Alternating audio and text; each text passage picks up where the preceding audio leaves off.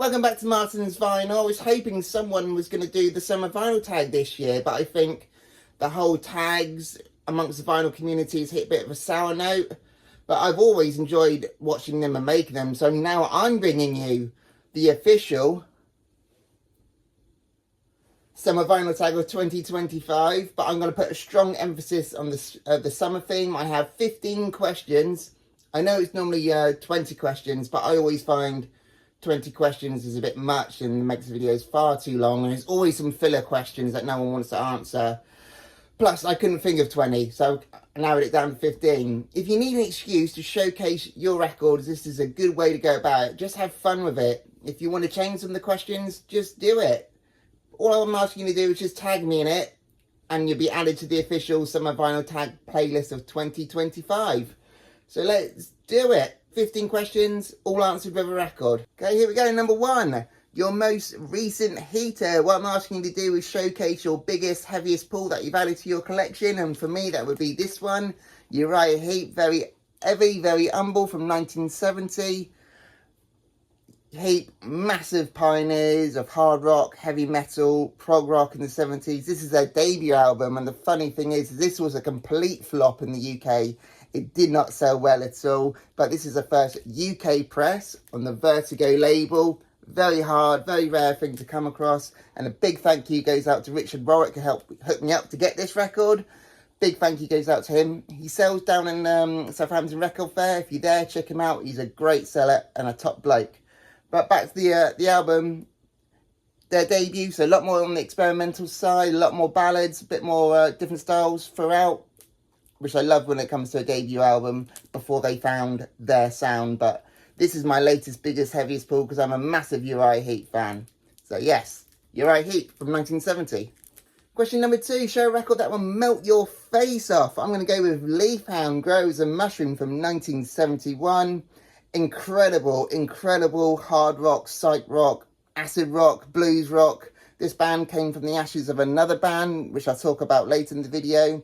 But this is actually a reissue, as this is very, very much high on everyone's want list to add to their record collection. It is the crown jewel for record collectors. A good clean copy of this can go as high as £6,000.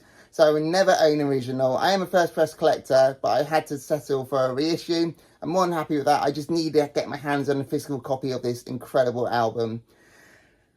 For guitar fans, this is the best. This is some of the best lead guitar work that you're ever going to hear. If you never heard of Leafhound and never experienced Leafhound, word of caution before you do, it's going to melt your face off. It's an incredible album, Leafhound from 1971. Question number 3, show a cheap heat record. I'm going to go with the Rods from the early 1980s, an American heavy metal band. Their claim to fame, if you don't know who the Rods are, is this guy in the middle, David Feinstein, and he was in the band Elf, another really good album, and he's also the cousin of Ronnie James Dio. Really good heavy metal, but in a class of its own. Nothing like Saxon or Iron Maiden. They did tour with Iron Maiden in 1982. Pure heavy riffs, awesome drumming, dirty heavy rock, but with a lot more of a melodic edge. Another really good debut album, because I've noticed I've only been showing debut albums so far. So another really good album that you can get for cheap. Question number 4.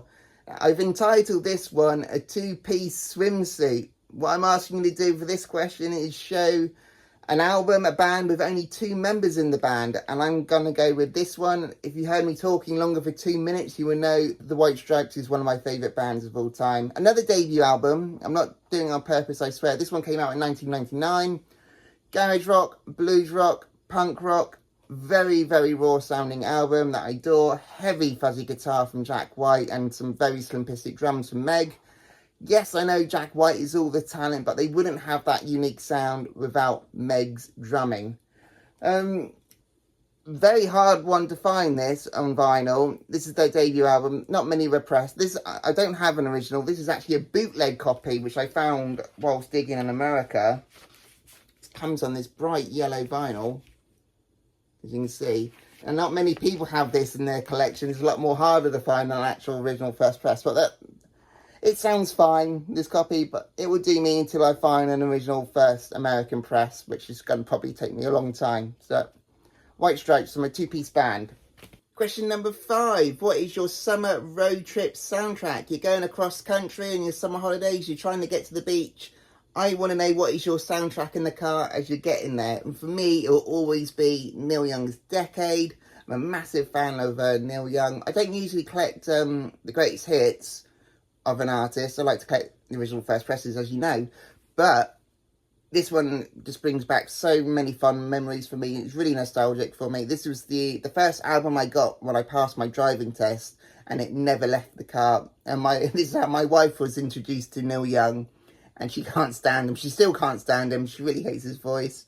But when you're on a road trip, you're on the road for a couple of hours, this is the best listen. I've listened to it 100 times before, and I'll probably listen to it the next time on a massive road trip.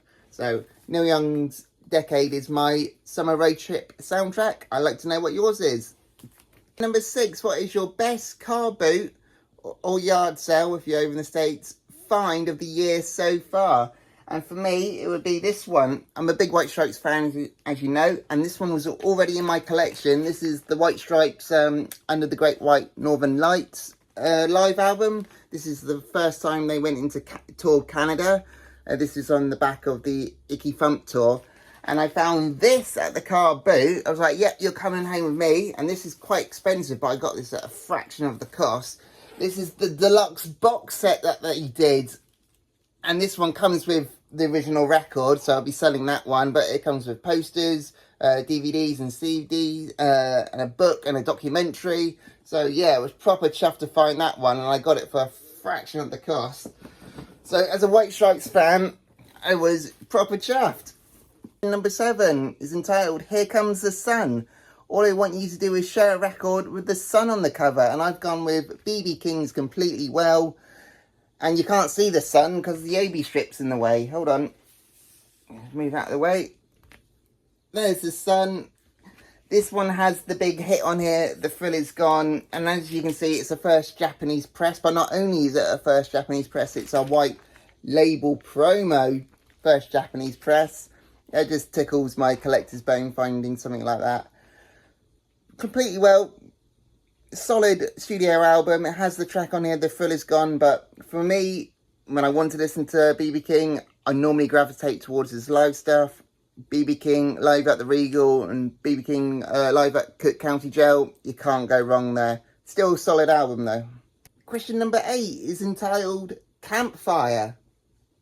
You could use a little dose of the outdoors. Camping blows. It's dirty and I like sleeping on rocks. Bring some Ambien, you'll sleep like a baby. There's always a guy with acoustic guitar that doesn't quite know how to play it. Kumbaya.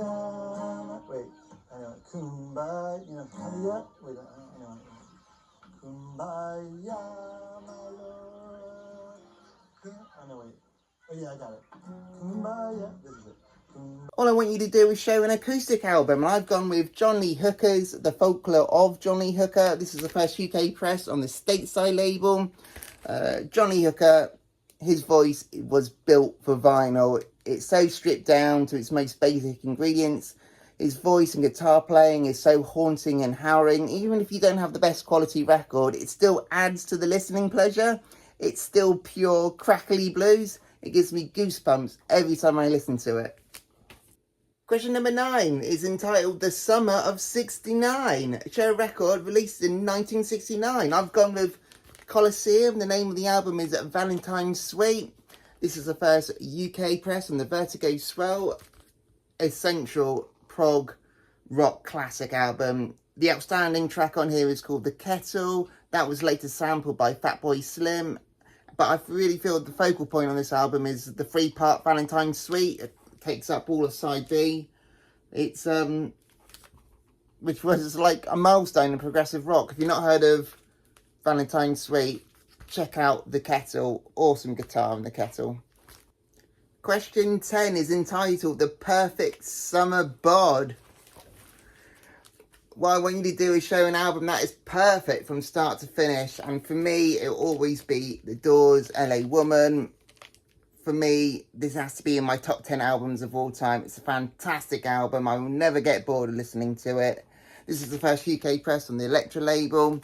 The thing is, this shouldn't be as good as it was. Morrison had a massive alcohol problem. The band were in and out of the courtroom. Their long-standing producer walked out on them in the early stages of recording, but it's still fantastic and plays like a blues album.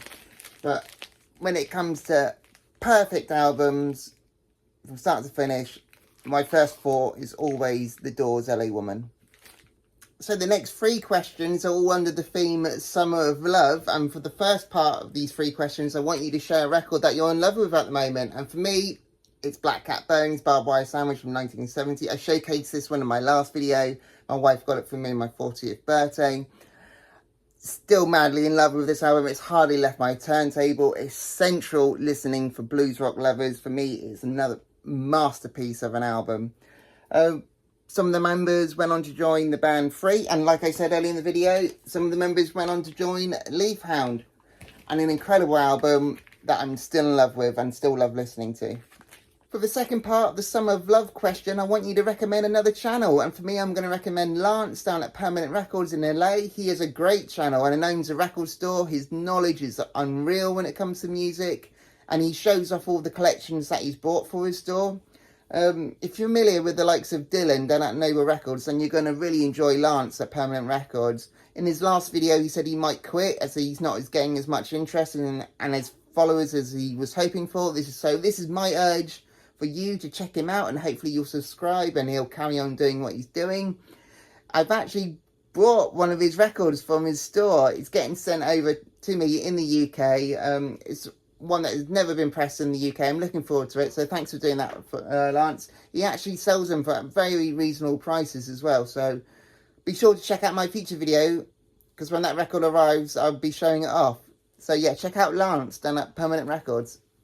For the last part of the Summer of Love questions, I want you to recommend an album you think everyone will love no matter what genre they're into, and for me I'm going to go with What Colour Is Love by Terry Callier. Soul, jazz, funk. This is a perfect album. Essential listen that should be in everyone's collection. If you don't believe me, give it a listen and you can thank me later. This is on the original Cadet label. Incredible album. From the first listen, this is going to secure a place in your private top 10 albums of all time. His voice is so smooth and velvety. It's perfection. If you like Marvin Gaye's album What's Going On, then you're going to love this. Terry Callier, What Colour Is Love. Everyone's going to love this album. Question number 14 is entitled We're All Going on a Summer's Holiday, and I want you to share a record that you grabbed whilst on a holiday. I'm going to show one I don't think I've shown before. This is The Dead Deads. If you're familiar with my channel, I do a lot of travelling and I always pick up records wherever I travel. And we were in Vegas when I got this one. We went to go watch The Darkness. And this was the support acts, and they were really good, so I had to grab a copy as I was leaving. They're a 3-piece band. They are from America, they're from Nashville. The information online about them is very, very scarce, but very addictive, very earwormy songs. The songs to check out is Dead Inside, Murder Ballad, and Deal With Me. But they have an additional singer on this record, and it's Corey Taylor. He's the lead singer of Slipknot. It sounds nothing like Slipknot, don't be put off by that. But no, it's a really good listen. If you haven't heard of them before, check them out. Question 15, the last question. I want you to show the most overshadowed album of all time. There are so many great albums that have just been completely overshadowed just because of what came before. And for me, the most overshadowed album of all time is Led Zeppelin Presence from 1976, one of the most overlooked albums, languishing in the monstrous shadows of its huge predecessors of Led Zeppelin 1, 2, 3, 4, Houses of the Holy, Physical Graffiti. Whilst it might not match up to what came before, it's still a great listen. To me, it's one of the most underrated albums ever, certainly from a Led Zeppelin point of view. I never understood why critics and fans have been so dismissive of this album. From the brilliance of the first track, Achilles' Last Stand, to the last track, T for Two, it's a great album, and it's a shame that it's been overshadowed by what came before it. That's it. That's my Summer Vinyl Tag of 2025. I hope you guys enjoy this. I hope the vinyl community takes part. I hope I've put some faith back into the vinyl tag. I would love to see anyone's video who responds and takes part. Thank you very much for watching. I'll speak to you all very soon.